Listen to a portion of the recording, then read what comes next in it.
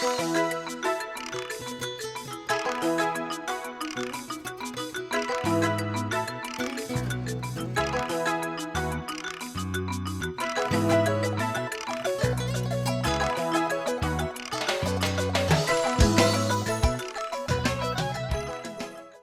everybody to the Sherborn Planning Board on February the 3rd.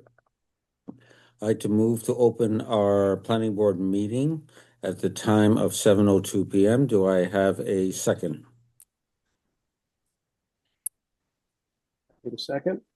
It's been moved and seconded. All those in favor, please say aye. Jim?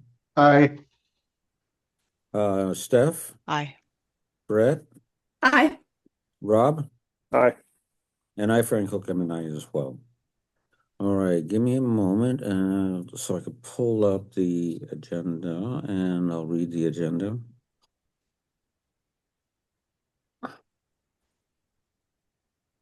I have it open if you want me to put it up, Frank. Yeah, I'll just be 1 second. Probably as fast as you can get it, be as fast as I have it. Sorry about that. A little rush today. All right, so are there any items not anticipated by the chair within 48 hours of this meeting?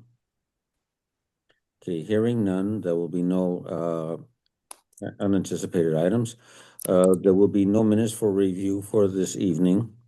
We'll have a hearing at 7:15 p.m. on 65 Farm Road special permit for common driveway. The current planning board business, we have 4 items of business. The first item is A&R for 65 Farm Road. Second item is a list of 3 ABC of the annual town meeting items. The first one, A, is stormwater management plan, continuing draft language. B is housekeeping items, potential warrant language. And C is other items for consideration. 3 is updates on zoning bylaw review. 4 is annual town meeting timeline. And then we have other business reports on meetings with other boards and entities. And then lastly, if there's a town planner report, will be updated on that. So that is the agenda for this evening. So I motion that we accept that. Do I have a second? Second.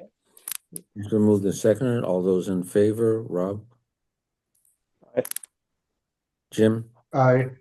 Brett? Aye. Steph? Aye. And I, Frank Hook, am an aye as well. Since we have a meeting, a hearing at 7:15, and it's only 7:04, Heidi, do you have any items that you suggest that we discuss prior to the? I think we should start with the A&R for 65 Farm Road, Okay, because we actually did a pre-review of this. So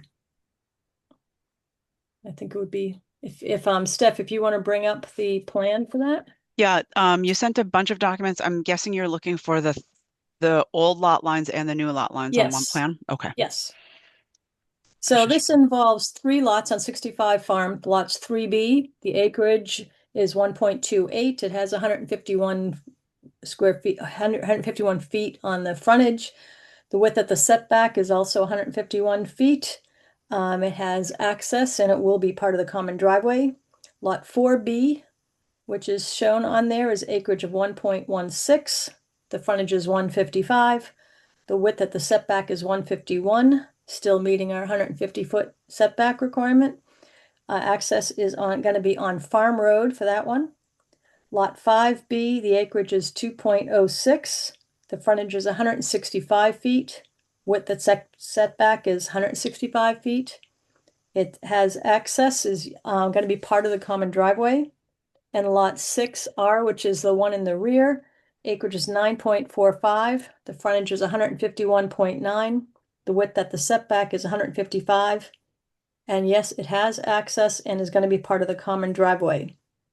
The application was filed, everything that was good with the plans. We actually saw this plan last August, And there's only some slight changes, and I don't know if you can even see it on this plan. You That can might- see it if I zoom in. Okay, So you can there see are the very, former very lot slight, lines. very slight changes to the lots. You can see the former lot lines in dashes Yes, and the revised lot lines in solids. right. And on the upper left corner there, that former lot line, it's Mhm. narrowing in a bit And on that widening side. out Yeah. here. Yeah. Roughly the shapes are staying the same. This all meets the acreage requirement, the access requirement, and the frontage requirements for these lots. Okay. Are there any questions? I see we do have Bob Murchison on here and Gary Lambert. I believe he is a potential buyer for Lot 6R. So let's start with the board. Are there any questions from any of the members of the planning board on this A&R?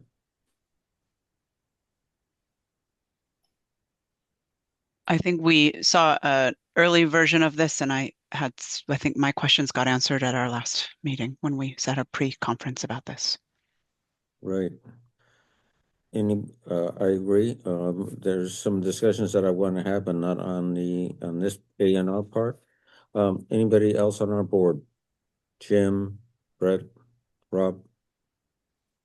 Okay, hearing none, I'll open it to the audience. Is there anybody outside of the planning board that has any comments or questions about this A&R? Hearing none. Mary has her hand up.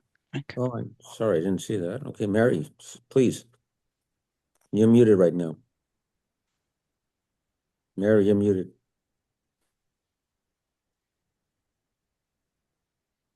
I'm sorry, Frank. Can you hear me now? Yep, you beauty. I apologize. At the last meeting, when these plans were socialized, I had asked a question about just confirming that there wasn't illusory access, and I understand that there was a conversation with town council about that. So I just wanted to kind of get that on the record and understand what that was. Hattie, would you like to address that? Sure. Yes, that it is, town council confirmed that there can be access across this lot and that it will also have common driveway access, and there was no reason to withhold endorsing this. Okay, thank you. Thank you. So meeting all the A&R requirements with the frontage and the setbacks, I move that we approve this A&R for, I can't see what it is, 65 Farm Road. Do I have a second? Frank, I think Friendly, the wording is we endorse it, not approve it. Endorse, sorry, Endorse. endorse. Do I have a second? second. So it's been endorsed and seconded. All those in favor, Rob? Aye. Jim? Aye. Brett? Aye. Steph? Aye. And I, Frank Hookham, I as well. So the second part of this is that now we have the A&R, it needs to be signed. Would the board like to come in and sign this, or would you like to have one representative sign for the board? And I'm willing to do that. I would move for Frank to sign on behalf of the whole planning board if folks are okay with that. It's been moved. Is there a second? Second. It's been moved and seconded that Frank Cook will come in and sign the A&R tomorrow morning. All those in favor? Steph? Aye. Rob? Aye. Jim? Aye. Brett? Aye. And I, Frank Hookham, and I as well. Okay, thank you. That will happen. I'll be there bright and shine. Any particular time tomorrow morning, Heidi, that works best for you? Would like around 9:30 work? I think I can make that happen. Okay, All right. that would be great. I will have it all set for you. I'll It's be there with- bright but not shiny. Yeah, and cold. Yeah. Okay, we have about 4 minutes according to my clock, for our meeting. Is there anything else that we can cover in the next 4 minutes, Heidi? Sure, I can do number 3, an update on the zoning bylaw review. We did start our first meeting. We have the consultants on board and things are set to go. We're going to be meeting every 2 weeks. We've kind of met and went over what the plan's going to be. And in the next meeting, we come back, they're going to have done, try to do a review and an audit and come back with some areas where they've noticed, and we will work on sections. So the plan is that we will try and then also go page by page on the whole bylaw, which is going to be a long process. But we will try to section off areas to bring in those parties that might be affected. If there's a part on Concom, we'll try and reach out to Concom and discuss that. And then come back with the board for regular updates on the progress and get more feedback and see where people want to get more involved on certain areas. Sounds great. Well, thank goodness it's finally starting. Yay. Oh, yeah, huge relief on that. So I think it's going to be very good. We have a few people that are willing to help chip in, and Eric Johnson's on the meeting here, I see. So he's one of the ones I've reached out to ask if he would help weigh in with some of his experience, and I'll be looking to reach out to other residents or board members to help go in. And the goal is that we will have our first public hearing on this sometime in the summer to lay out what's going on, what the plan is. There will be other meetings following from there, going through the fall, and hopefully have something by December wrapped up that we're ready to have hearings on and take it to the following year town meeting, 2027. 2027. Wow. Yeah. Okay, great. So that's 1 year from basically this May. Right. So it'll be a lot of work, but I hope good progress. Great. Excellent. That's terrific. Seeing that it's 7:14, I think we can start the process of opening the hearing for 65 Farm Road special permit for common driveway. So I make a motion to open the hearing for 65 Farm Road special permit for common driveway at 7. I'm trying to hold the time till it bounces to 7:15. We'll call it 7:14 and 50 seconds. Do I have a second? Second. It's been moved and seconded. All those in favor, please say aye. Steph, Aye. Brett, Hi. Jim, Aye. Rob, Aye. and I, Frank O'Connor, aye as well. And the time is now 7:15. Heidi, how would you like to handle this? Would you like to have Bob give us a little discussion on what he's asking for, or do you want to give an update on what this is? Yeah, I can give a little update and I'll give a review on the procedure and the timelines of what was done. Okay, So this initially started out as a 2-lot common driveway, which is by right in Sherborn. So this did not come before planning board. The applicant has reconfigured, as we've seen with the A&R, has reconfigured some of the designs and has included making this a 3-lot common driveway, which now triggers planning board special permit process. And which is the reason why we're going to be here today. So how it works with our process is an application is received. I have to file notice with the town clerk. We have to publicize it in the newspapers the 2 weeks. We hold a public hearing. Notice was sent to the abutting towns and as required as the state as well. And boards in town were notified. I've received comments so far and had discussions with the police chief, the fire chief, the building inspector, and the DPW director so far. The public had until 5 p.m. tonight to send in any comments if they had something for it, which I have not received any. There might be some questions tonight on the procedure. The town boards get 35 days to respond, so they will have until February 18th. So that's why we're opening the meeting. We'll go through our whole discussion. But then I'm going to ask that we continue the hearing till the 24th to see if we can have a short Zoom meeting on that night. I know it won't be one of our regular nights, but to go through and see if there were any board notes or requirements to discuss. We will be putting up the plan. Sorry, I'm trying to watch and admit people too. We'll be putting up the plan here for everyone to look at shortly. And then go through a discussion period. What's very interesting is I've tried to look to see if there was a recent example for anyone, for me to follow, to look at how the decision would be crafted, what other things to ask. And the computer that I'm using goes back to probably 1995 for data, and there was not one for a special permit common driveway in this time frame.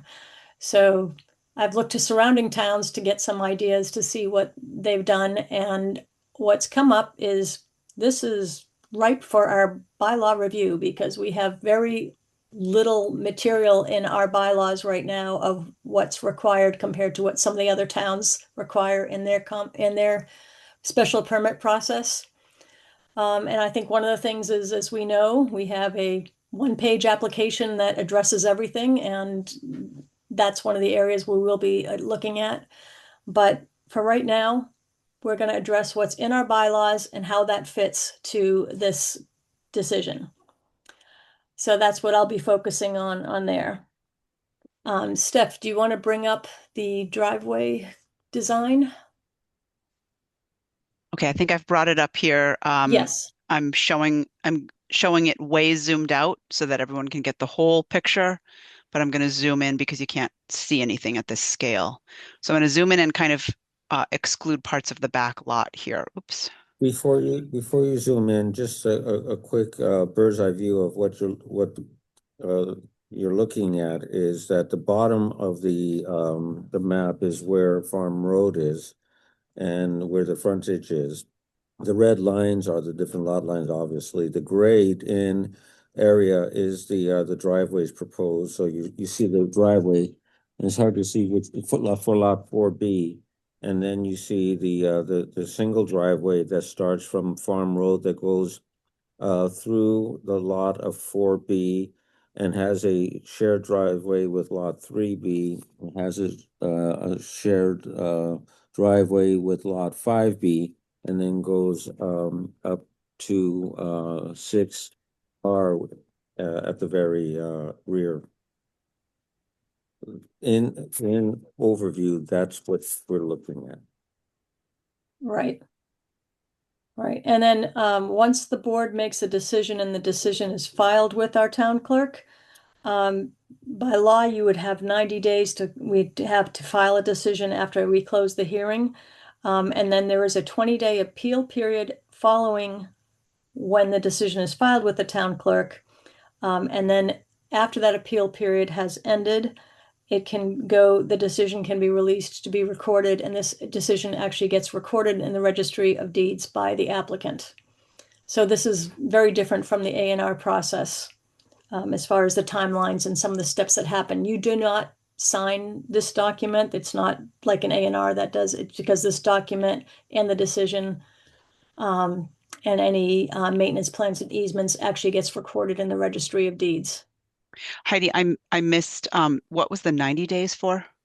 So by law, for a special permit, you have 90 days when the hearing closes for the planning board to issue a decision. Like, should there be a lot of got it. like the ZBA or some of those things. Got it. This Okay. is very straightforward process in some ways. We have very little things in our bylaws that we'd address, but for a subdivision or anything else that was bigger, it might take us more time to deliberate and talk back and forth. So that's why you have up to 90 days. Okay. Thank you. Yeah. I'm sorry, but is that 90 days required time, or is it so we can make our decision prior to the 90 days? Oh, you can definitely make the decision prior. It's just we have to get it done within 90 days. Otherwise, it'll default. Got it. Yep. Deemed accepted, yeah. So the difference is you had the first section, the bigger section that's shown up, and that was built, I believe, to 20 feet wide for a road. It was, what was needed for a driveway permit. A driveway permit was pulled and signed for that. And now the road is going to be extended, the common driveway. And because it's going to now go over 500 feet, the current existing driveway permit will have to be amended with the new plan and with what the fire chief's requirements are going to be for a long road. Bob has already had discussions with the fire chief. I've got an email from the fire chief of what he would like to see in this, so we will create that as part of our conditions on this decision. And essentially, he just wants the road to maintain the driveway at 15 feet, because going back, the driveway does not have to, into the back lot does not have to be as wide as this first section, because it's a driveway that hooks up to the common drive. But he and Bob have agreed on 15 feet. It's to be constructed with the driveway standards that are that Sherborn has. I think check it. And just to So when clarify, Heidi, the driveway that has been constructed that is now existing was built to those standards, even though it was not required at the time because it was shorter. But I anticipated the driveway obviously being longer, so I constructed it to the town standards for that longer version of the driveway. So it's all been kind of anticipated. Okay, thank you. So it's going to be in compliance with what's required. And then when Bob will submit the amendment on the permit, the fire chief will sign off on that permit. And the driveway does have a turnaround at the last lot. That's what the fire chief had wanted. And there would be provisions for safe ingress and egress with respect for public safety, convenience, and traffic flow. So we'll be citing that in our conditions as well. Project shall be constructed and maintained in full compliance with the approved project plans, and all prior decisions as applicable to the property will be fairly standard on that. Project shall comply with all applicable provisions of stormwater and land disturbance management, and that will get triggered after this when they start doing some work or something, then that will get triggered for a stormwater review. He's already done some stormwater reviews on the first lots when it was the 2-lot common driveway, because it was within the conservation issue. We will cite in here any proposed alterations, modifications, deletions, or changes to the decision shall be requested in writing to the planning board and building inspector prior to implementation. If it's deemed something major from the building inspector or the planning board, there should be a formal amendment to the approval and a new public hearing before the planning board. That's should there be any other changes that come after. Minor changes required by other municipal boards or commissions are allowed, subject to revised plans incorporating all changes being submitted to the planning board for the record file. It's something we just want to add in. It seems to be pretty standard language on a decision. Special permit will be valid, and here the planning board can weigh in for a period of time. If we want to say 2 years, with a request for a 1-year extension in writing at least 30 days prior to the expiration for review and approval. The decision shall not take effect until recorded at the South Middlesex Registry of Deeds within 30 days following the expiration of the appeal period. That's what I talked about after it's filed with the town clerk, the 20 days. Proof of recording of the decision plans, including deed, book, and page number or instrument number, shall be submitted to the planning board within 30 days of the recording. And by recording the decision, the applicant will be agreeing to accept all the conditions herein.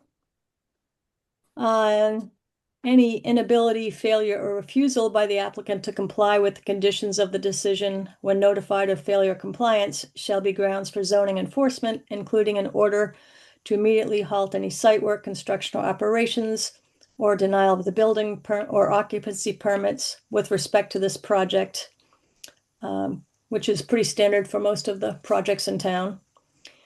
All applicable requirements of the Sherborn Board of Health, Conservation Commission, DPW, Fire Department, Police Department are hereby incorporated by reference as a requirement of the decision, which The applicant has already gone through most of the boards and is planning to continue to follow with any of the other board requirements. Easements and maintenance agreements will be recorded, and we're just going to ask Bob if you'd give a certification of those to the planning board when they're done. And that they're to provide adequate access and maintenance for all properties. They'll of course be on the public record. Right, right. So we can just know. I did send around to the planning board some of what are the bylaws and the notes that we have. And again, it's very little, but that, I think what I'm looking at these items to incorporate in the decision covers what is in our town bylaws and regulations for common driveways or a driveway permit too, in general. Are there Heidi, any questions from the board? Yeah, did you send those conditions out to us? I may have missed them. The conditions that you just The read? conditions I just read, no, because I'm hoping that we have another meeting like after today, we'll discuss, and then I will actually write something up and I want to send it out ahead of time for the next meeting to say this is what we'll be approving.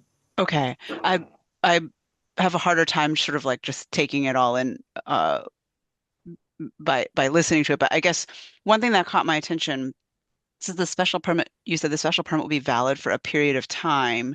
Does Yeah. that mean that it's valid to build the driveway for that period of time? Like if the applicant waited for 5 years and we said 3 years, that they wouldn't be able to build it on that special permit. They'd have to come get another one, right? That's right. So okay.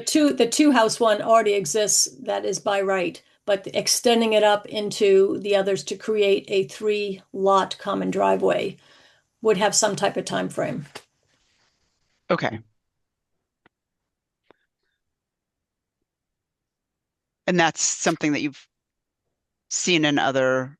I'm trying most to of our understand the rationale for that. Okay, and our special permits, like the one we do with Odessa, there at some years there have been a 1-year one for the reviewing, and other ones we went to 3 years for with Odessa for the special permit to last for 3 years. So special permits seem to in this town have had a time period that they are valid for to either come back for renewal or it expires and something doesn't Okay. happen. Right. Because because the ADUs have a special permit ADUs also have a time frame too, but those are for like use, right? And this is a little bit different. Like the ADESA permit and the ADU permit is for use, and this is a little different in terms of like I just wanted to clarify that there's not a condition in here that we're expecting renewal of the special permit for using the driveway over time, right? That's not how No, you and intended that, Heidi? no, Okay. it's like a Okay. building permit's issued for a certain Got it. period of Okay. time. Yep. And then a Okay. building Thanks. permit can be re-upped. Okay. Thanks. As a practical matter, Steph, I anticipate this driveway will get built in the next 12 months. So I don't think a long period of time will pass.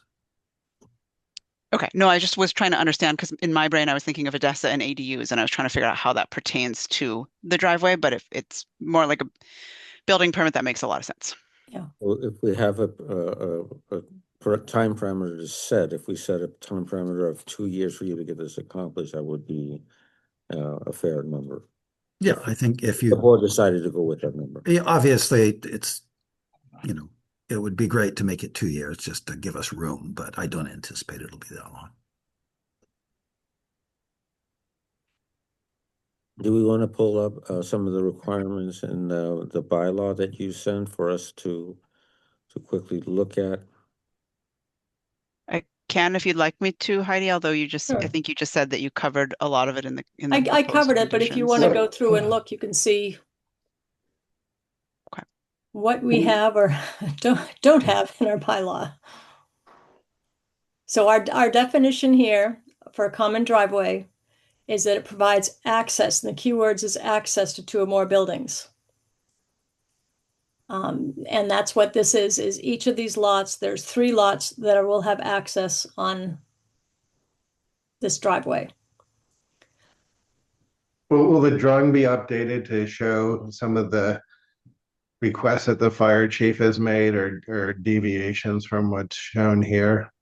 Yes, is the answer, Jim. And I would say that to the extent you condition your permit on the driveway being 15 feet wide and there being the turnaround that we show in the plan, in some ways, that's probably a better way of doing it than the plan itself. In other words, if you just condition it, because what obviously plans can change, but if you say the thing has to be 15 feet wide, then if it shifts a little bit one way, in other words, I wouldn't want you to just the permit would have to put it in the exact place on the drawing because Sure. that could change. But if the requirements, the conditions, so to speak, I think would be, from my perspective, a better way to do that. As a practical matter, Zach and I talk all the time about these things, and you know, in some ways, the fact that it was shown smaller on the plan was just an error in the engineering drawing of it.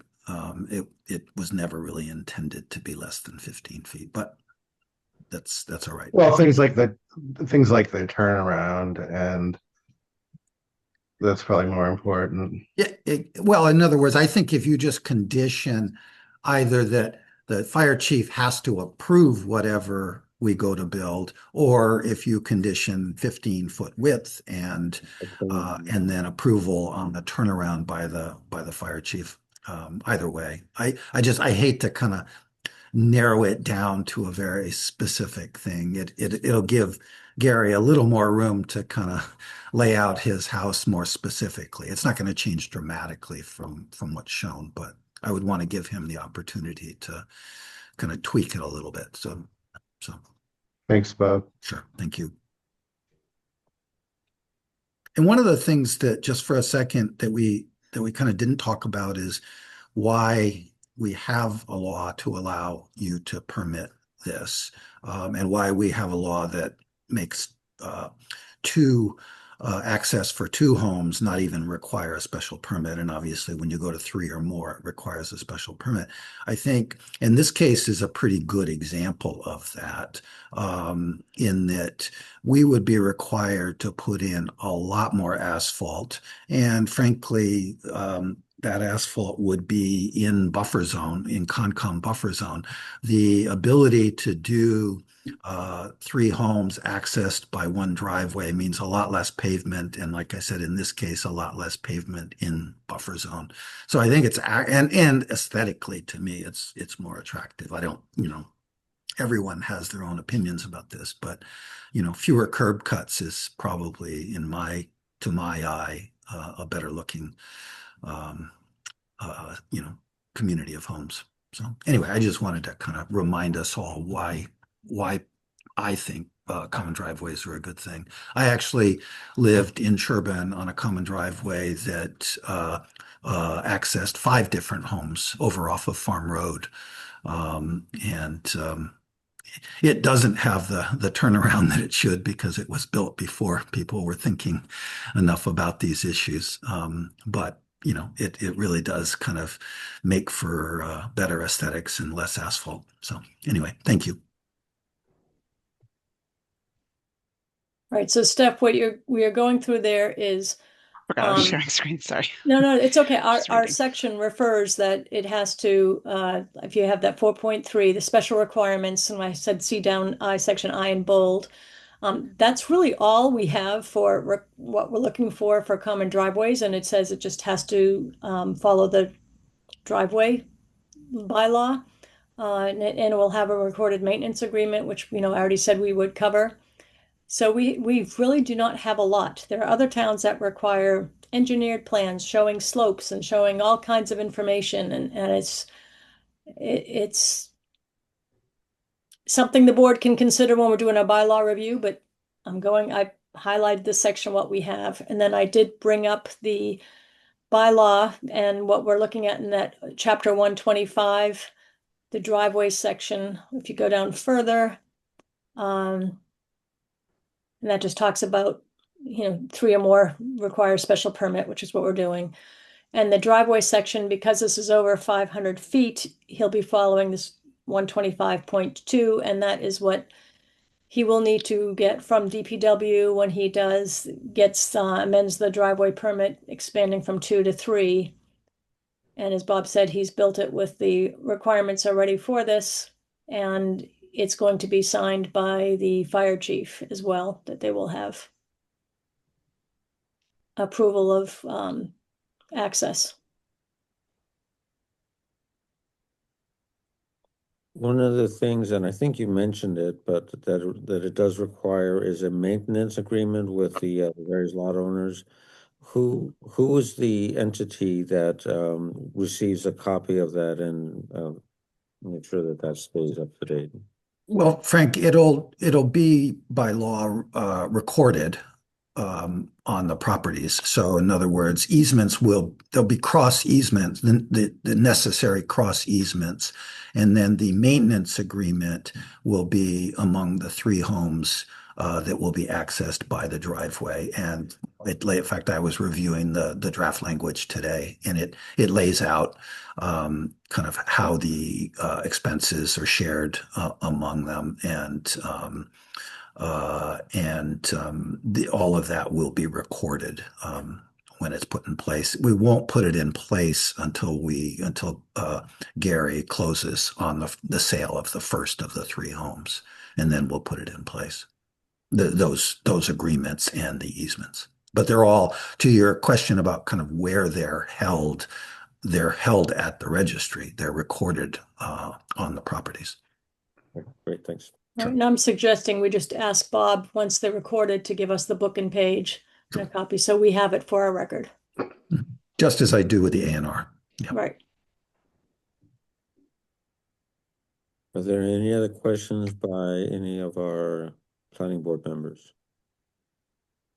Bob talked about the common maintenance. So like lot 4B would have an easement, but it wouldn't be part of the maintenance agreement. That is correct, because lot 4 will not be using the driveway, or in the language of your permit, does not have access to the driveway. It will not be providing any of the cost, or not be sharing in any of the costs. In other words, the costs for maintaining it, plowing it, etc., will be shared by the 3 homes that are the subject of the special permit, which would be 3, 5, and 6. But they would just have to provide the easement that crosses the property. That would be recorded. Yes, that's correct. Yeah.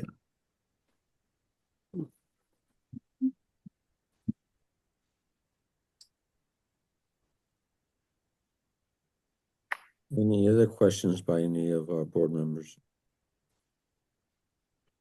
Hearing none, outside of our board, Mary, I see your hand raised. Please, Mary. Thanks, Frank. Yep. I appreciate seeing these plans, and I'm happy that, things are moving forward, but I do have a few concerns since we've been following this carefully for a number of years. And I just wanted to ask a few questions. The first is, if the proposed use of the lot that the 3rd house is going on is changed, would that necessitate, a revision to the special permit? You mean if it's not going to be residential? Or if it was potentially a different sort of development scheme, or something under a different, approach? Well, this is only going to allow 3 homes, very specific on this common driveway. So it would not be allowed to be 2 homes added on into that where it is. Yeah. No, I understand that. But if it was Yeah. to be developed under like the Dover Amendment or something like that, would there be any provision in the permit to re-review that and make sure that what was going on, was the intended use? And again, I'm just, sort of respectful of the years of following this and wanting to make sure that I'm paying close attention, as we have been for, a number of years on this. Mary, you're asking about this back lot, if there was sort of more development. Or a different use on, non-residential. I understand that it's commercial is not, something we have zoned in Sherborn, but there are ways to develop, parcels of land outside of that, by right under state law. So I just wonder if, that's anticipated, and if Zach and, Sean and others have thought about that, if they make an approval, that, there could be a change in use. And again, I'm simply, speculating on, because we've seen these plans change so often. I'm just trying to protect our interest and make sure that the cumulative impact isn't going to negatively impact our well and our wetlands. Well, something like a Dover amendment change, I can think of one where we have a resident who has a house and they want to do a daycare center, which that is a Dover protected use. There are some, we're hoping to do more site plan review changes in our bylaw upcoming, but they would still have to go through fire safety and other reviews for changing of use of what it's specific going to be. I mean, in this case, if it's a daycare, you've got kids, you're looking at access again and some other items. So I think it's going to depend on what type of Dover use there is. If it were a large solar array, for example, would that require, review by the planning board? I guess that's depending on the size of the scale, but even to get, usually you'd probably have to get one of the building permits to put in a solar. And the one that we did have on Goulding West, there were some requirements put in for trees, or it has certain setbacks, and there were some things being put in, but it's going to be limited review, I would think. But that Okay. didn't come to the planning board, right? No, Yeah. it doesn't. Yeah. So, Okay. I mean, it's, And then I guess one follow-up question is, and thank you for explaining it at the beginning, Heidi. It sounds like there's a phased process to this approval. There's a hearing today, it will be continued, and then there'll be a vote at the next meeting. Is that correct? correct. Okay. All right. Well, thank you. I appreciate that. Brian Moore. Sorry, just trying to deal with the little graphics. Okay. Brian Moore, also 49 Farm Road. I just had a couple of questions and an observation or two. Just quickly, right now, there's currently a permit on the common driveway, a special permit that was issued for the common driveway. Is that correct? Not a special permit, it's by right permit. So it didn't come to planning board. Okay, so there is no expiry on the existing. Okay. No, no. Two houses for a common driveway is a by right. It doesn't even go into the building inspector. It's just you get a driveway permit, which he has. And is the language ambiguous about serving the dwellings on which the driveway exists, or is it explicit? It doesn't matter that it serves the dwelling on which it traverses or not. I haven't seen the permit. It's not something we normally look at in the planning board. But There is he will be there is amending. there is no permit. It's just signed off, yeah. 55 I'm sorry, Farm- I can't hear the 50 planner. I'm sorry, Bob. 55 Farm Road is the classic example of this situation, Brian, which is right next to you. And 55 Farm Road was converted to have, as you know, because you follow it very closely, as Mary said, was converted so that that driveway is shared by two homes. There is no permit at all, a special or otherwise. There's no permit at all that's required in Sherborn to have that situation. But when you go to 3, then you're required to get the special permit, which is why I'm before the board tonight to ask for those 3 homes, House 3, House 5, and House 6, to share. I'm sorry, Bob, I'm sorry. I was asking the question of the town planner, and I don't think you understand my question. So if you could just hold it for 1 sec so I can get my question correct. My question was, does the language of the special permit, is it explicit about the houses that the permit is being issued for a combined driveway serving dwellings? Is the language ambiguous or explicit about whether it serves the dwellings that are on the lot it traverses or not?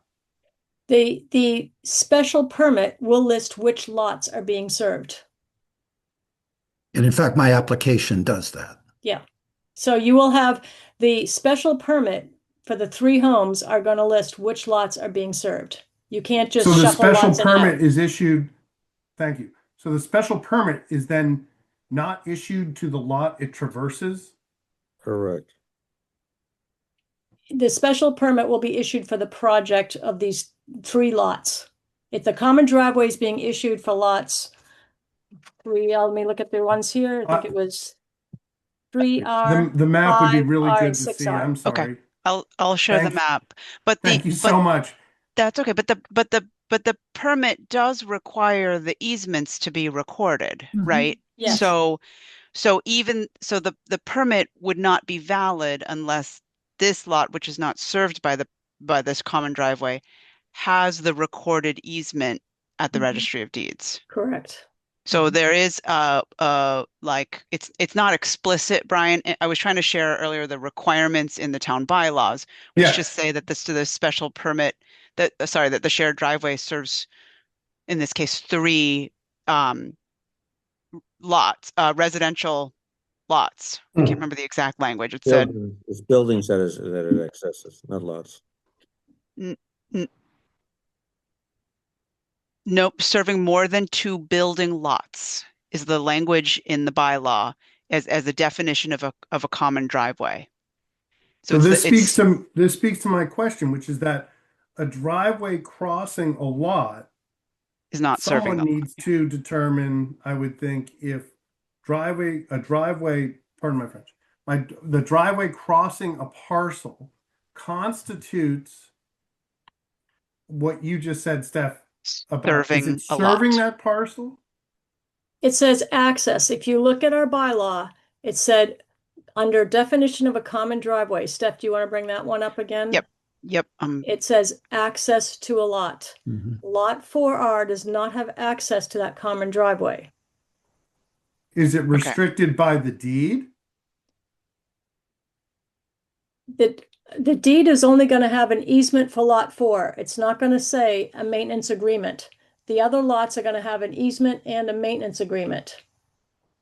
Actually, Okay, lot 6R might not even have an easement. It might be just the maintenance agreement. I think if the planning board is going to deliberate on this, I think they should consider deliberating on the issue of the insanity that a driveway crossing a parcel doesn't constitute access.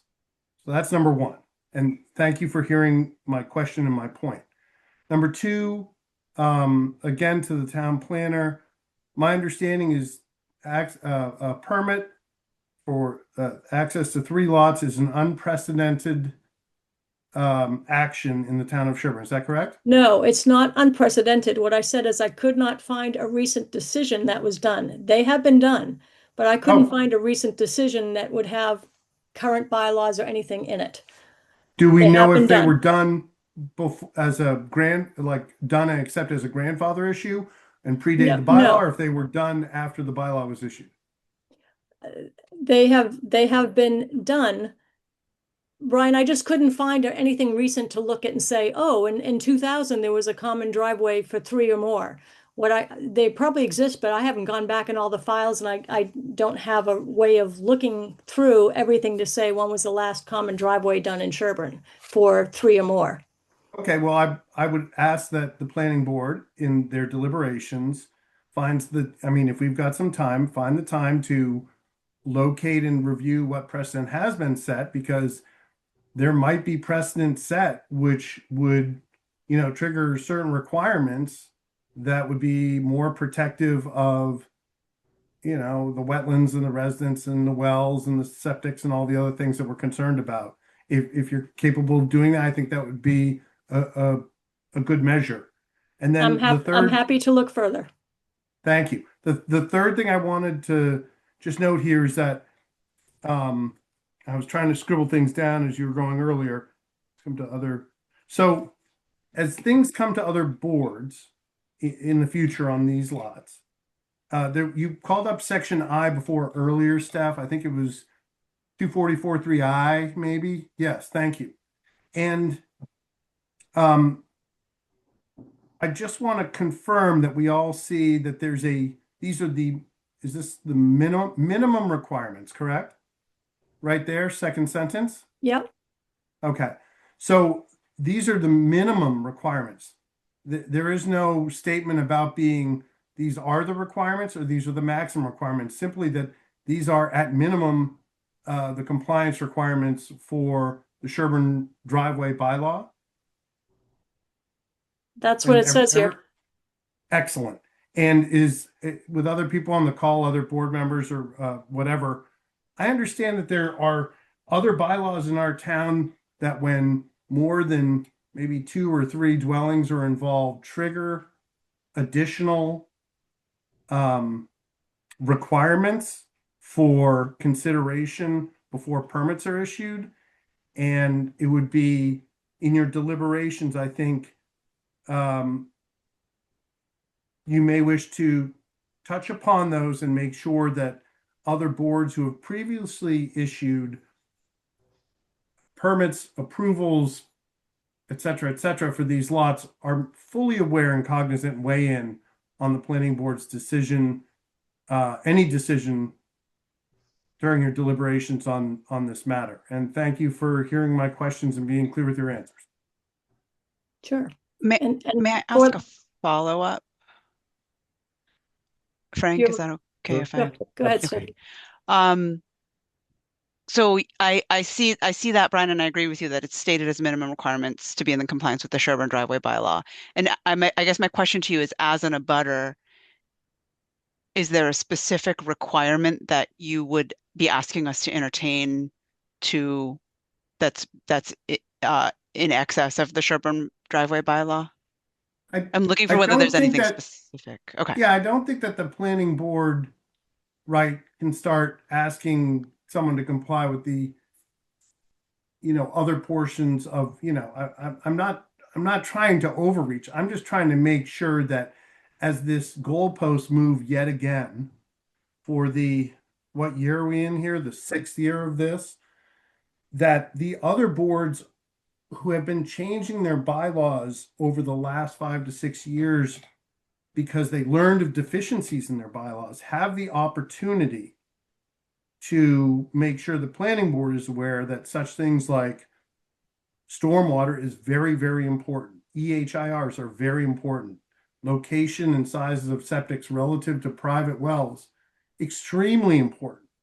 And I feel when there's so much administrative maneuvering, we miss out on the essence of what the bylaws, what the intent of these bylaws and regulations are to, which is to protect the drinking water of the neighbors and the resources of the town. And I just am very appreciative that you give us opportunities at these public meetings to speak, because it's very important to us who live nearby and rely on water as our only source of drinking water. Thank you. So that's an interesting, because our current stormwater bylaw, right, is not what we want it to be in terms of managing stormwater. Do we know if the construction of this driveway would cross any of the thresholds that are in our draft warrant article for a revised stormwater bylaw? This is probably going to be triggering the 1 acre minimum of land disturbance. Okay. So it is already within our purview for stormwater. Bob has already worked with Concom on stormwater and has actually gone above and beyond the minimum requirement for Concom with them. We will be having discussions with him when he or the owner, whoever comes through when they start the building for stormwater. And we will hope that it stays a cordial relationship that, as Brian mentioned, to try and look for what is the benefit of the town and to work with safety.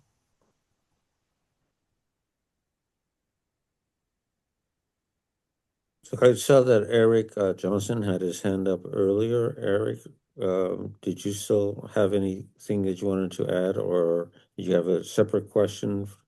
Yeah. regarding this? Yeah, I get just some thoughts and stuff that was discussed before. I don't want to bring anything back up. So I'll bring up another quick thought. There was some talk about, who has access to driveways and obligations and stuff like that. There's usually two ways I deal with this sometimes in my job. There's two ways to do this. You can actually, in the easement language, say like you state under the deeds of lots 3A, 3B, 4B, and 5B that each property has equal obligation to maintain the driveway. Or you could actually do something like each, you can spell out each deed. Like hold on, let me bring it up here. Like lot 5B has obligation to maintain the entire driveway. And lot 3B has obligation from its house between its house and Farm Road. And maybe lot 4B has no obligation to maintain the driveway. You could do something like that because lot 4B obviously gets no beneficial use from the driveway. And lot 3B gets use of about half the driveway, and lot 5B gets beneficial use of the entire driveway. And you could actually custom each deed just to read just like that. There should be an easement plan recorded as an instrument in the registry, and each deed references that easement plan. And just like each deed is going to reference this special permit recorded in the registry of deeds, it'll be an instrument, and each one of these deeds should reference that special permit. So just some thoughts in there that might help clarify, or at least clarify the long-term obligation of each one of these things and some of the questions that's come up. Just a thought. Thank you. I appreciate that input. Marion, you had your hand raised. Did you still have a question? I had a question, but I think it's probably trivial, but I'm still a little unclear about the easement across lot 4B. If that owner decided that they'd like to make a driveway to the common driveway, that now is just an easement across their land and not considered an access, um, is that possible for them to do in the future? For example, they want to have a more private entry, they want to reduce the amount of pavement for whatever reason. Would that be possible in the future? What we do, Would they need a new special permit? Could I take that, Heidi or Frank? go ahead, Bob. Yeah. So Marion, as a practical matter, they they they would have to get the approval of their other neighbors, right? Because the other Right. neighbors have the legal right to use the common driveway, and they do not. Um, but I don't see that happening. They would have to come back to you. You planning board, and amend the special permit that would trigger Board of Health concerns. There are all kinds of reasons why that's not going to happen. It would be very, very difficult for Lot 4 to do that. So I Okay. think the answer is no, it's not going to happen for a myriad of reasons. Yeah. I don't think it's impossible, but I think it's difficult. Okay. Because the special permit is specific to 3 lots only. Oh, yes, the special permit doesn't allow it, but Right, they might come back and look for a way to do it. right. But I understand there are other reasons why that ain't going to happen, so I accept that. Are there any other questions by any members on the planning board? So they own that land, that little strip of land, right? They own that land in fee. They can use the land so long as the use does not conflict with the easement that's recorded, but they cannot use this strip of land for access from the road. Correct. Okay. And this is not an existing home, so the person who purchases the home would be purchasing these conditions when they purchase the home. That is correct. Yes. Thank you. Any other questions from any? Yes, I have one, if I can just throw it in, looking for all the wrinkles. Is access assumed to mean only vehicular access?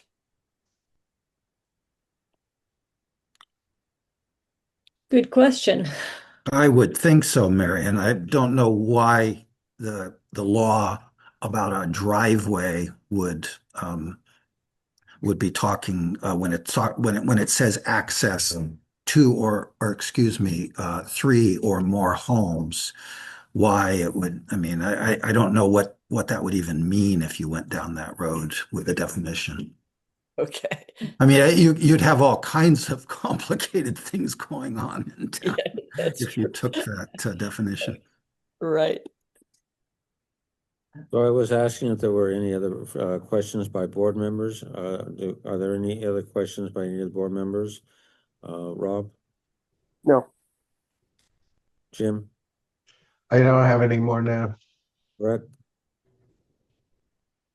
Nope. Okay. I see that Brian Moore has a question. Brian? Thank you. Again, Brian Moore, 49 Farm Road. Just, is there precedent for having portions of your lot across an easement you don't have vehicular access to from other portions of your lot? Like, I mean, if you buy, for instance, lot 4B, Mhm.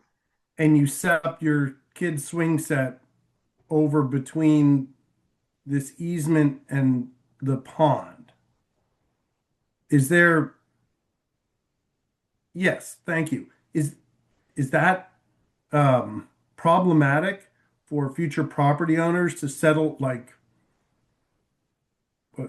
across the easement line? No, as a I'm just not property familiar with owner, this. you have use of the land, right? So if you had like a gas pipeline go across your land, you might have an easement from National Grid right across your that bisects your property, right? And you can still drive over that property so long as the activity that you're doing in the easement area doesn't conflict with the easement itself. So the easement itself from National Grid might say something like no loading over some H40 truck loading, right? You can't like drive heavy equipment over it, for example. I'm totally making something up right now. Or it might say no drilling within the easement, right? Because it's a gas line, right? So you can still it's still your land and you can still drive across it and get over here.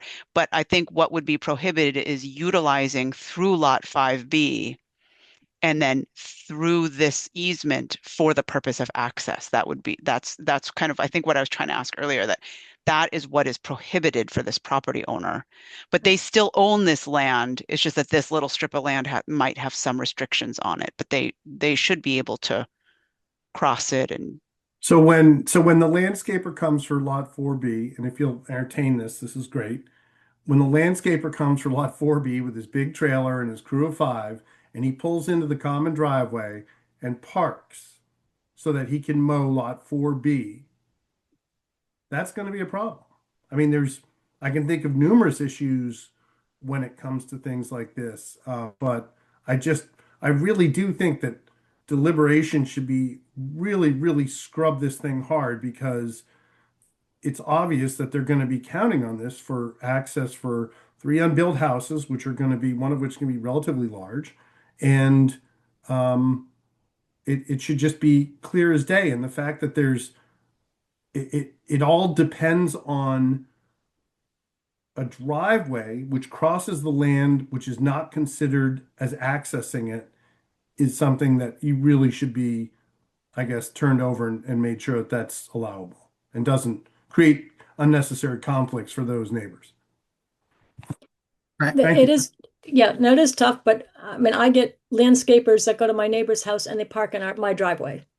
You know, and it's frustrating, but it happens. But in this case, Heidi, it would be forbidden by the agreement, right? In other Yeah, words, if that's one it of the would things, it would be common trespassing is what it would be, yeah, right? I mean, if And to that's the something extent that's spelled neighbors out, to the extent neighbors tolerate each other's landscape people going on their land, sure, but there Right. would be no legal right for Brian's scenario. That would violate the property rights of lot 5 is what it would yeah, be in this case. if it's spelled out. Yeah, the other thing, oh yeah, it's very clearly spelled. Well, that's not even spelled out. That's just that property is owned by lot 5, and the only people that have the right to drive on it are 3 and 6. I mean, all of this we're discussing is kind of pretty crazy hypotheticals. The other thing I would point out to folks about that area to the right of the driveway is it's well into the Conservation Commission buffer zone. So it's not going to be a place where people, other than to have native plantings, which there will be when the whole thing is built out, there'll be a bunch of native plantings in that area that Brian was referring to the right of the common driveway. But as a practical matter, that's a highly regulated area, I guess I would say. Well, someone who buys the property just has to be very aware of the lot lines and where the easements are. Sure, And of like you course. said, and like Steph pointed out, there are quite a few Eversource easements that are run through properties right now in town. Sure. And this would be no different.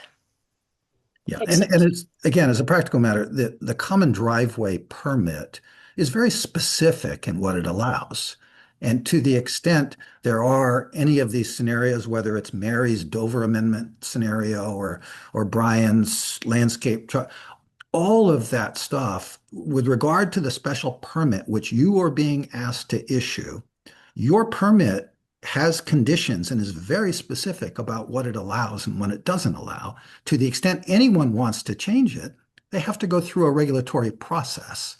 And that regulatory process, if it's a Dover amendment, which is obviously terribly, terribly unusual, particularly on properties of this value. I'm not saying it can't happen, but it's terribly unusual.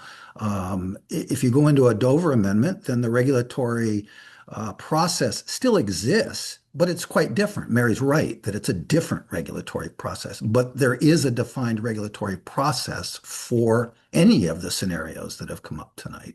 And your special permit is not going to be allowing anything untoward, or it's not you're not opening a Pandora's box by issuing a special permit for 3 homes to access their garages from that common driveway. So.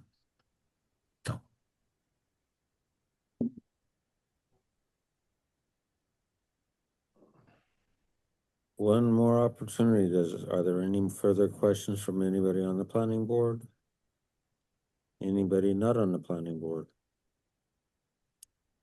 So Heidi, as I understand, we're continuing this to February 24th? 24th. Do we have at least 4 planning board members that can make the 24th, like at 7 p.m. for a Zoom? I can make it. Yes. Yeah, I can make it. Yes. Rob? Yes.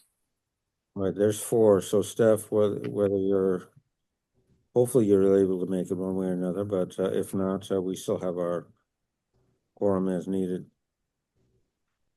Okay, so I guess I'd suggest you make a motion to continue the hearing to February 24th at 7 p.m. It should be fine. I was just going to do that. So yes, thank you. I move that we continue this public hearing to February the 24th at 7 p.m. Do I have a second? Second. It's been moved and seconded. All those in favor, Steph Harrison, Aye. Rob Wolf, Aye. Guarino, Aye. and Brett, Hi. and I, Franco Kim, and I as well. All right. Thank you, everybody. Thank you all for your time tonight. All right. The next item on the agenda. Actually, I have it over here. Is the items for annual town meeting. We did the A&R, so we're on item 2 of current planning board business, stormwater management plan, continue draft language. Do we have any continued draft language? Right, I didn't have anything new to send out. I've posted what we were working on our draft right before I was leaving the office today at 5. Town council was sending in some information. I haven't even had time to look at it or review it. I will send that out probably tomorrow for us to start looking at. That is on our public hearing next week. And there again, too, we can start a public hearing, and if we need to continue it, we can continue and work on this. Do we still have I was gonna say if Marion is on it still, if she would like to have anything to weigh in on stormwater, or if you had a chance to look at what we're working, or anyone else, I'm happy to hear comments. We also have Daryl Beardsley, so if she, I'm not sure for what topic she's on, if for that or for something else. And Frank Hess is on, Tom Trainer's on, so we got a lot of people that are knowledgeable about water and interested in water. Any questions? So Heidi, my understanding, I think we did get a comment from Eric Johnson Yes, on the bylaw. So I was hoping he was I've still got on. I was that. looking through. No, it made sense. The comment made sense to me. And then I think there was still some input we needed from Chris Canny. Yes, and Joyce was looking up the swimming pool one. Okay, I thought that was going to Chris. Right. And then okay. And also the major renovation or full Right, reconstruction, full whatever. construction, yeah, That was also a question for Chris. right. And Right. then so there's a couple of outstanding items. And then if you're getting feedback from town council, that's great. But the plan would be, just so I'm clear, that you're going to send this stuff to me. I'm going to sort of take a stab at putting it in, and then by the time we have our hearing, is it the hearing that's next week? The hearing is next week, and that is Okay. to get input and try to start crafting, fine tuning the bylaw. So all these comments are going to be timely that we can discuss them publicly.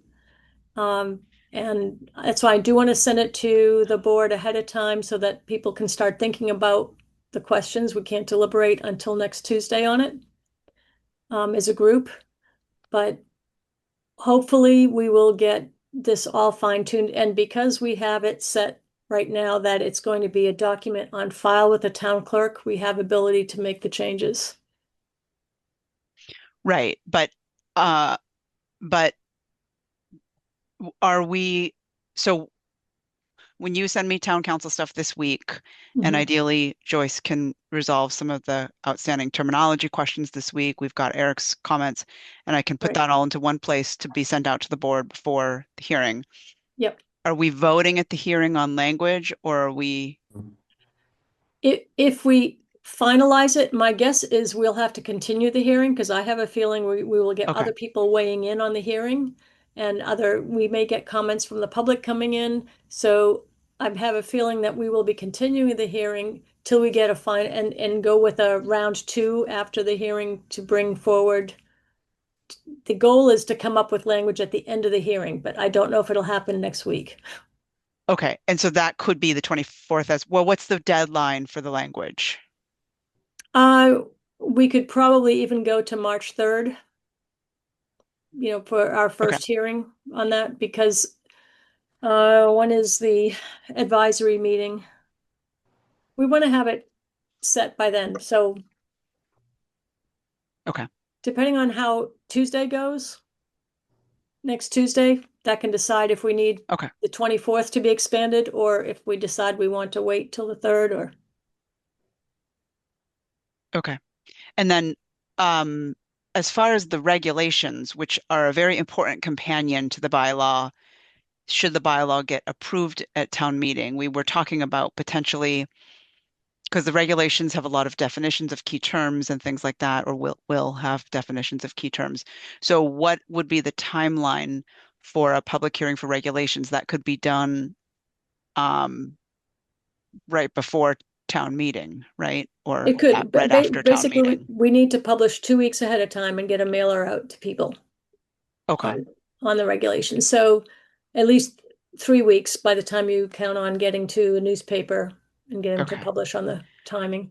But with respect to annual town meeting, if we wanted the regulations to be in effect around the time that the bylaw hopefully gets voted approval, we could publish a hearing for it for Right. immediately after town meeting.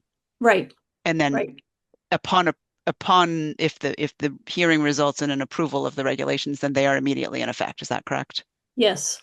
Okay, The problem we're going to run into is we're not going to hear from the Attorney General until understood. 90 days. And But I think yes, that we decided that there wasn't harm in having new terms defined in the regulations right, that aren't officially in the bylaw yet, right. right? Okay, Right. So, yeah, so like if we wanted to do okay, a hearing the first week of May, right after town meeting for the regulations, then okay, at least we'd know that it was approved at town meeting and the hearing can continue. okay, okay. Or you can wait to town meeting and then decide to go and publicize for a hearing and have it towards the end of May.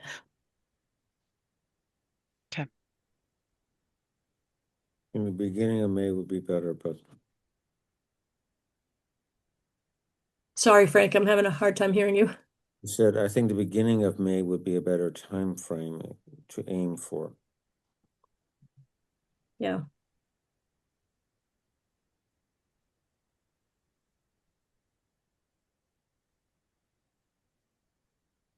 Okay. Any other comments on this agenda item for stormwater management plan? Hearing none. How about housekeeping items, potential warrant language? So one question came up to me on this of whether we want 2 warrant articles or 1 warrant article here. And Jeannie brought up that she thought the number 27, where we're deleting the low and moderate income apartments, whether that should be its own article. Or do we want to continue it all as housekeeping? And I told her I would bring it up to the planning board tonight. So initially we had it all under one housekeeping article. There aren't too many housekeeping articles, but we had it under one article. It's up to you whether you think it should have its own article or not. Sometimes at town meeting, you don't want to have many more things to have people vote on and take up more time, but it's up to planning board to decide how you think that would work best. So my observation when I was sort of looking at it is as long as there's a way to make it clear to people that by taking away that low income apartment, we're not really taking anything away. It's sort of, I'm just worried that people will see and think that we're taking it away and then not vote for it. When really what we're trying to underscore is that now there are better ways to get that. And I don't know how we're able to sort of express that to people in the notes and everything. And I see there's like some attempt to. I just want to make sure that that's like very, very clear to people that you're not losing this. It's just better now in a different, in a different way. So So Yeah, I I posted, agreed with that. I had some comment to the comments, right? Because Heidi had put together a comment document that sort of tries to explain. And the comment that was noted where it's deleted says, delete the section from schedule of use as it could create a third ADU category in addition to the new by right ADU and the special permit ADU. And I was suggesting to add to that sentence, which was not the intention when the ADU bylaw was developed last year, just to sort of get to the intentionality of whether we wanted that to be a third category or whether it was, sort of overlooked because it was a schedule of use that was so far down the list. So like physically so far from the section we were working on, right, for ADUs. So right. um, I was trying to find some language to add to the explanation text, Brett, like you're saying, to um, confer intentionality in terms of. yeah, and is there a smooth way to sort of explain that this is sort of holdover language from like the before times, like from before we had the The by affordable right? housing Yeah. bylaw and the by right bylaw. Yeah. Yeah, we could do that. And Brett, please send me any language or suggestions. I sent this out Yeah, and let then me I was hearing crickets and I was like, okay, I need to put something up.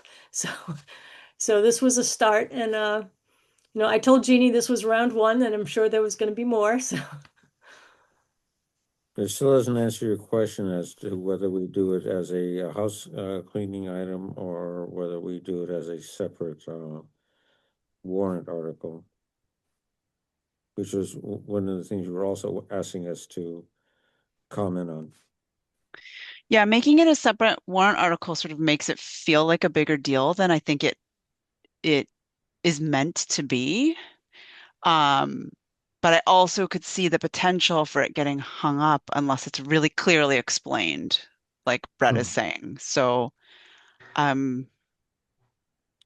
think there's also the opportunity at town meeting and at the annual town meeting in the presentation to say those words, but it could also be represented in the documentation about the change. So yes, I think that both are good. So yeah, Brett, if you can come up with kind of what you said, I thought was pretty a good start to that. I think you have a good point, Frank, is we have 5 minutes to talk about the article at town meeting. it's not like the last cleanup article, which had like 800 items in it. Right, right. We Yeah. we have very few changes in this housekeeping section. You know, and Yeah. the first few are just a few grammatic changes and things that were being done that we could spend some time explaining at town meeting for the people.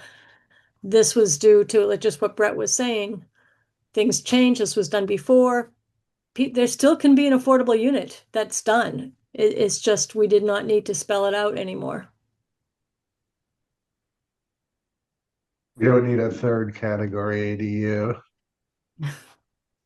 I like Brett, the idea of sort of pointing out that this was before we had the affordable housing bylaw and the protected use ADU bylaw. So, Yeah, you know, it had its time and place, yeah. but now we've moved forward in better ways that are more compliant with the state, and it's sort of an appendage now.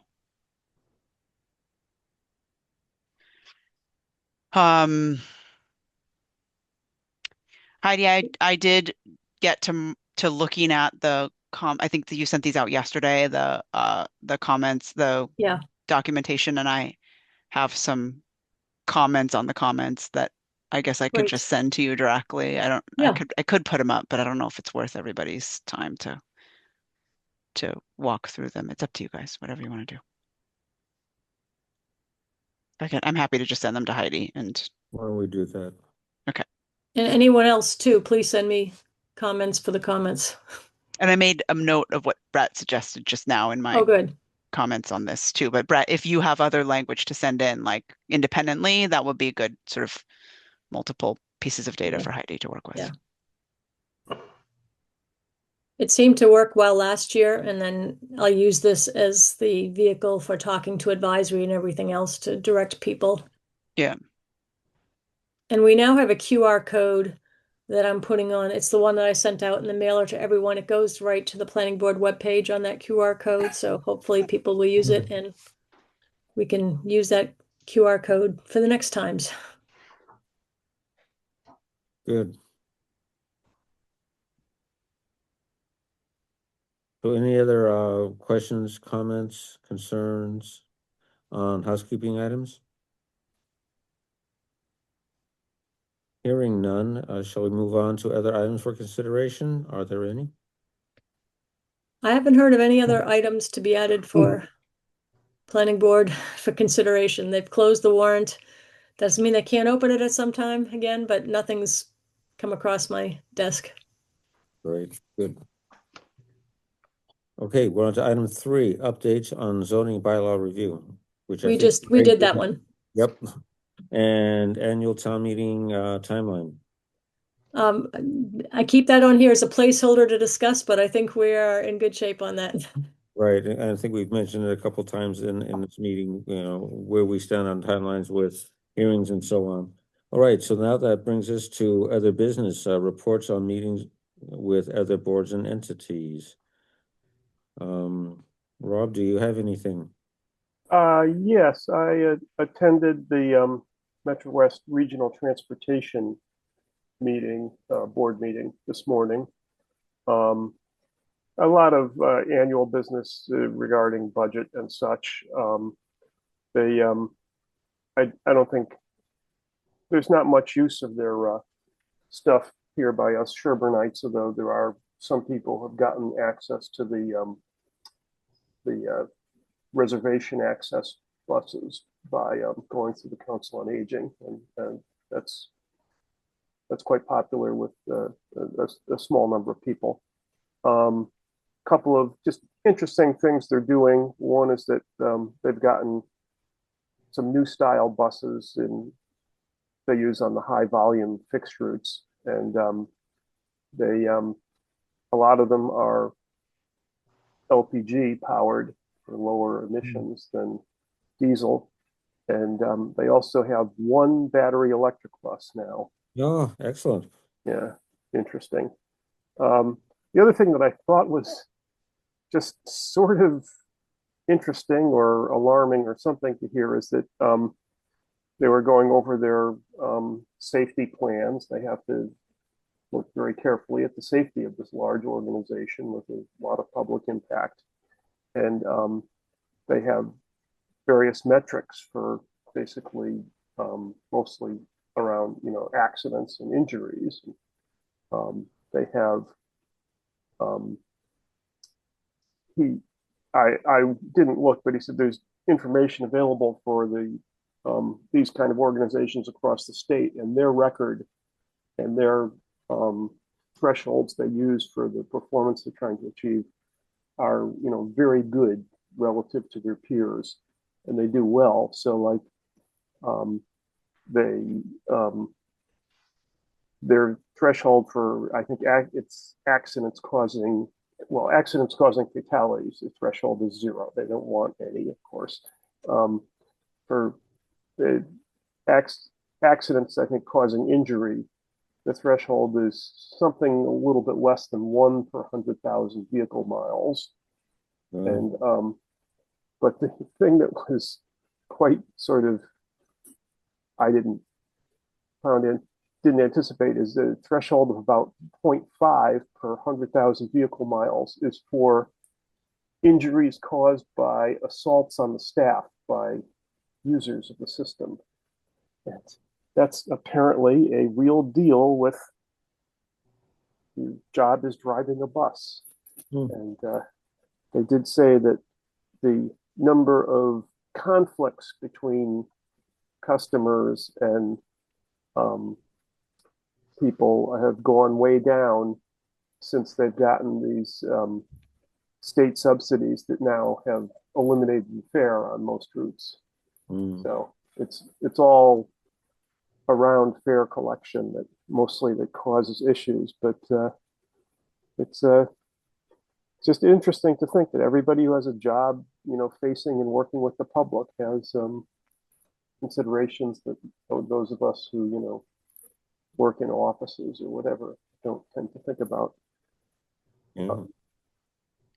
The other thing, I just went back to that the second item that you were saying with the different types of vehicles. I even saw that they had a new cable car looking vehicle that was driving. I thought that was kind of interesting. Yeah, they've gotten a few of those. They're kind of styled like a cable car. Yeah.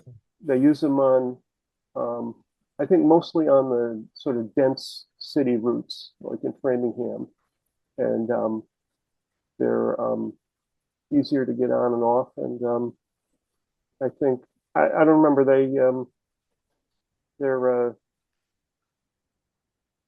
they're reasonably economical. I think they're a good size. They put them on the routes that they're sort of a good size match for. I don't ever tend to see those vehicles in operation because I just don't tend to drive around where the fixed routes are, but I do see their smaller vehicles, which are used on the demand response service. I see them all the time, including I've seen them at Logan Airport, and I've seen them down in the near the hospitals. And they mentioned that they have a major capital budget and they're replacing vehicles all the time and bringing in new vehicles. And they said, oddly enough, the big vehicles, which have a fairly long lead time of around 12 months to order one, are actually, it's very straightforward. You order them and they come in, 2 months ahead of schedule or so. They manage to build them for you. And it's the the smaller vehicles, which you used to be able to buy either stock configurations with immediate delivery or customized configurations with like 3-month lead time.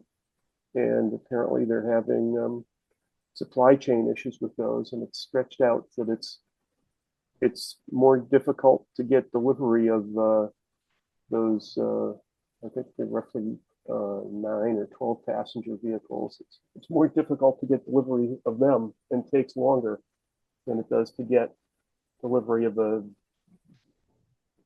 30 or 35 passenger vehicle, whatever the big ones are.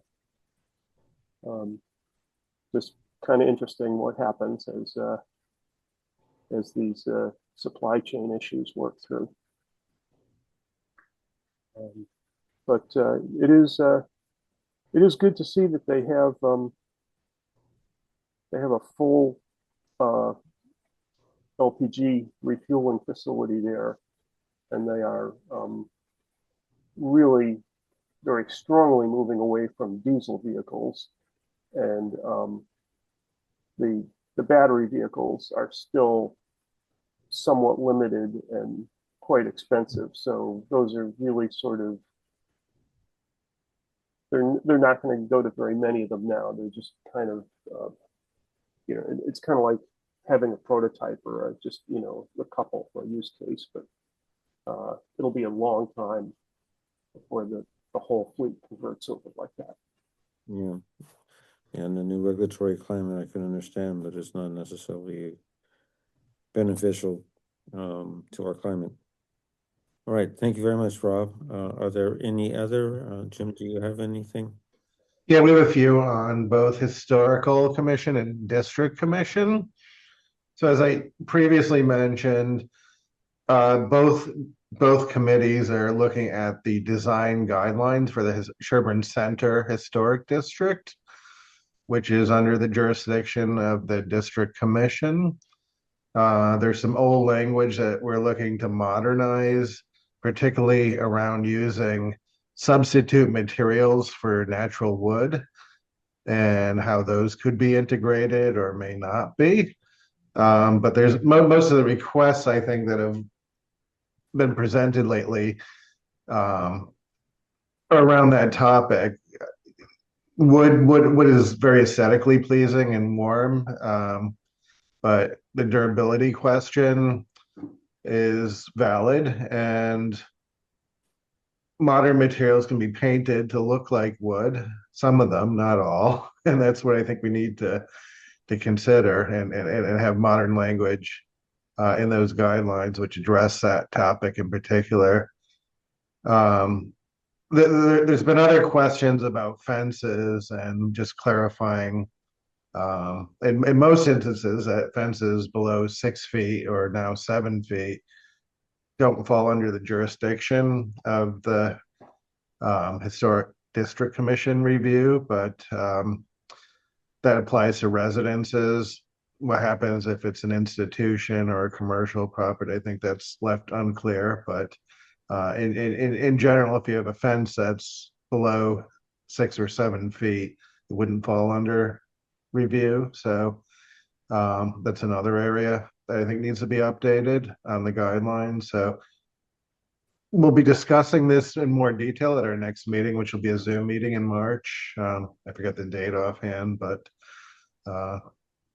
if there's any other things that need to be looked at, we'll also present those at that meeting. Any discussion about roofing material? Yeah, we've had asphalt shingles are allowed is depending on their aesthetic characteristics. I think there was an applicant several years ago that replaced cedar shingles with asphalt, and they were an architectural grade, which in the end looked pretty handsome. So, okay. Thank you. Heidi, do you have any reports from any other? Sure. So we're working on the hazard mitigation plan and getting that wrapped up for this year as well. It kind of overlaps with the MVP, the Municipal Vulnerability Program that we've done. Also with some of the open space and town forest programs that kind of all integrate on some topics. And open space, speaking of that, we just are completing the survey that was sent out for the residents and had a great response. It's looks like it might be 470 responses received, and that was a long survey to take. So we're thrilled that so many people took it. We had a close to 150 comments of people who wrote in with suggestions of things that they liked or didn't like. Really good feedback on things I'd like to see in town. So I actually will plan on bringing this to the planning board at some point when we coordinate all the results and get it set in a format, because I think it would be valuable for the planning board to hear and to use towards planning on the master plan or going forward with that. And another one we may see at some point is there's been some discussion with the select board on the caustic property next door to town hall, whether to expand that property and combine it into the town campus. Right now, they're separate properties. The town campus property has the library, town hall, and the police station all on one property lot. And then the caustic property next door is on a separate lot. And where we're looking to possibly do some a pavilion, and the historical district is also looking to put some signs up onto that property. It may make sense to envelop them at all into putting them into one part town parcel. There'd be one town campus. There's some advantages for that. So in order to do that, it would involve coming to the planning board for an A&R.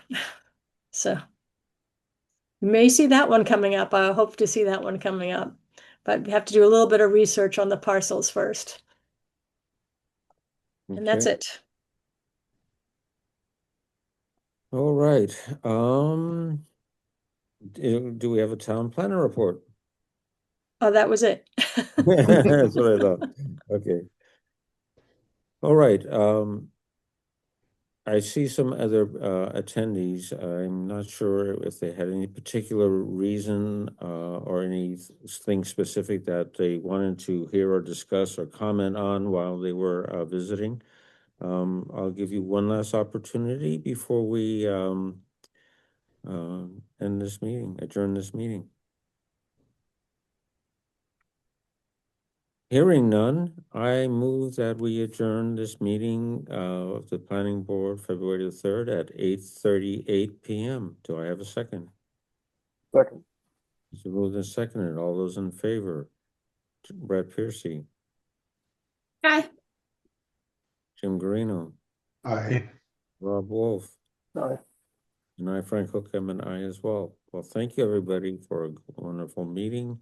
And we look forward to seeing you not in 2 weeks, but in 1 week on February the 10th.